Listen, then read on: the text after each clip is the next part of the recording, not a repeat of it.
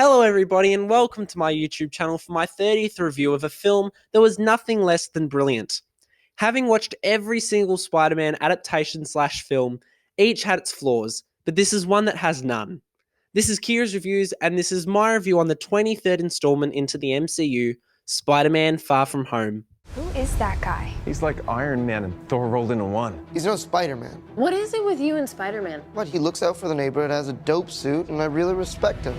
Sup, loser? Spider-Man Far From Home looked exciting leading up to its release, and being released just 2 months after the cinematic event of the century, Avengers Endgame, this film could have been one of many things. It is the culmination of the tones of Iron Man 3, Guardians of the Galaxy, Avengers, and the previous film, Spider-Man Homecoming. Meaning it was a character study film, a comedy, a fun epic extravaganza, and a pure-hearted film of a teenager's life. Spider-Man Far From Home delivered on all fronts, bringing audiences and me the best Spider-Man film ever created. You look really pretty. Therefore, I have value? No. No, that's not what I meant at all. I was just... I'm messing with you. Thank you. You're welcome. You look pretty too. The biggest thing that I loved about this movie is that beyond its simplistic plot and predictable outcomes, it's delivered in a way that feels new and exciting, unlike many films with this same outline. The highlight of this whole film was the magnificent villain in Jake Gyllenhaal's Mysterio. He played the role so well and is my second favourite villain of the MCU, right behind Thanos. He proved a real threat to Spider-Man and became a real interesting character to watch and invest interest into, from the first few minutes in which you get to know him. In my book, it's one of Jake Gyllenhaal's best performances, and the character of Mysterio really worked for him. I like you, Peter. You're a good kid.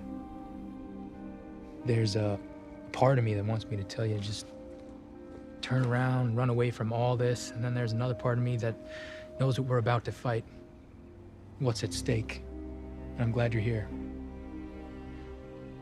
Me too. Arguably the most enjoyable part of this movie, even though there was so much to love, is the visuals, both being from a CGI perspective and from an on-screen perspective. Mysterio stood out as a villain not only because of his character, but because Marvel Studios literally seemed to take how his powers were documented in the comics and literally brought it to the big screen.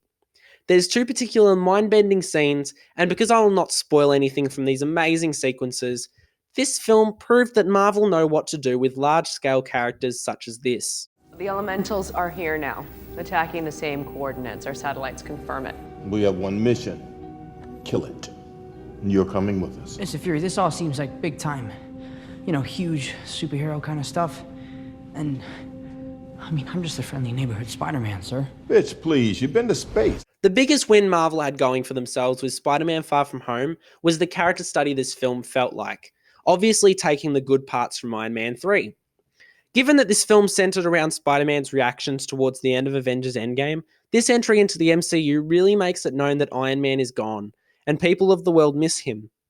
Iron Man is the focus of Spider-Man Far From Home, and it's shown clearly as Spider-Man knows he has to step up as well as mourn, but the characters around him, including Happy and Nick Fury, encourage him to overcome the mourning and to take that extra step. And that's what makes this film so special. The message was strong, believable, and interesting.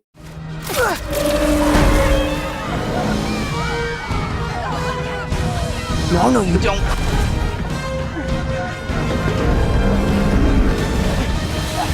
You okay? Spider-Man Far From Home is the best feel-good film I've seen in a long time, and it's brilliant to just enjoy great characters, a strong storyline, and brilliant visuals. If you want a comparison of this to the other films in the Marvel Cinematic Universe, it is up there in my top 4, along with Avengers Endgame, Avengers Infinity War, and Captain America Civil War, because Spider-Man Far From Home is the film this year needs, as it delivers a perfect superhero epic. This easily deserves a winning 10 out of 10. Thank you so much for watching. Are you seeing Spider-Man Far From Home this week? Let me know below. If you like what you're seeing here and you want to see even more, check out my channel and be sure to have a look at my previous reviews of Toy Story 4 and X-Men Dark Phoenix. As always, be sure to follow and subscribe to my YouTube channel, and to read more reviews you don't see here, follow my Instagram account @KearsReviews. This has been Kea's Reviews, signing off for now.